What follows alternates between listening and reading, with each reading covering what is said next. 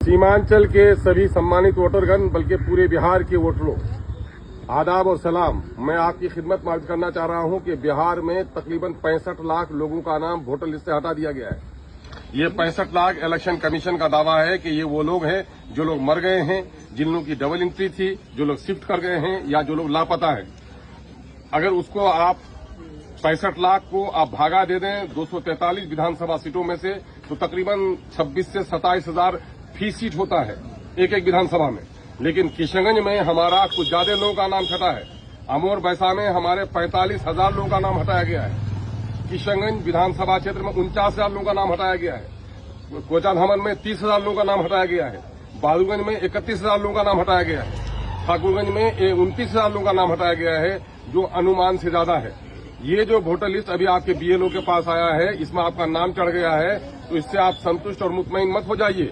ये प्रारूप है, इसको कहा गया है ड्राफ्ट रोल है। ये है कि आप जिंदा हैं, आपने अपना नाम चढ़ा लिया है। 2003 के हवाले अगर आपने दे दिए हैं वोटर लिस्ट के, काफी नहीं है। वो 11 कॉलम में से एक कॉलम का सबूत आपको देना है, जिसमें जैसे कि जन्म प्रमाण पत्र है, बोर्ड का सर्टिफिकेट है, पासपोर्ट है, आवास प्रमाण पत्र है, 87 से पहले का बैंक खाता वगैरह है। तो हमारे लोगों के पास चूंकि पढ़े लिखे लोग कम हैं, इस वजह से उनके पास बोर्ड सर्टिफिकेट नहीं है। लोगों के पास जन्म प्रमाण पत्र भी नहीं है। 2006 के लोग जन्म लिए थे, उन्हीं का नाम 2024 में चला, और 2006 में 100 में सिर्फ 16 आदमी का नाम वोटर लिस्ट में चला था।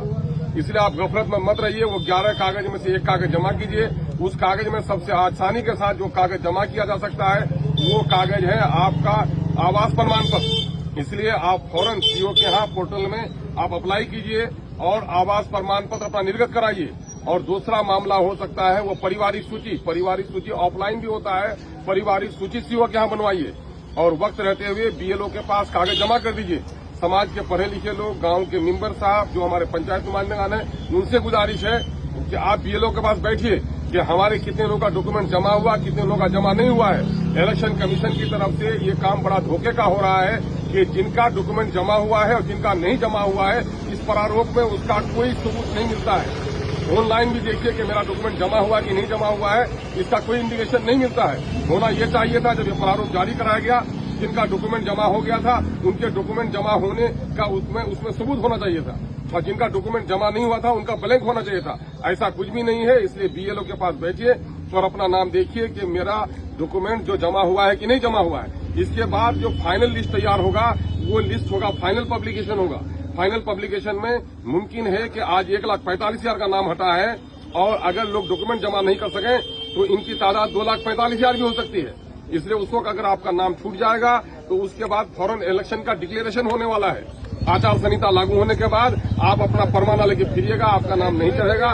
इसलिए सब काम छोड़कर सबसे पहली फुर्सत में आप लोग अपना जो बीएलओ है उसके पास जाइए कि मेरा जो सर्टिफिकेट हमने दिया था उसमें आपने सर्टिफिकेट जमा किया है कि नहीं किया है। ये धोखा है। इलेक्शन कमीशन की तरफ से जो लोग सर्टिफिकेट जमा किए उसको सबूत मिलना चाहिए था। जो लोग फॉर्म जमा किए तो फॉर्म मिलना चाहिए था। लेकिन इन लोगों ने बीएलओ ने घर में बैठकर कर दिया है। अगर फिर बैठ के कर देगा तो फिर आप लोगों में से हमारे बहुत सारे लोगों का नाम छट जाएगा, जो हमारा बड़ा नुकसान होगा। इसके लिए सचेत हो जाए।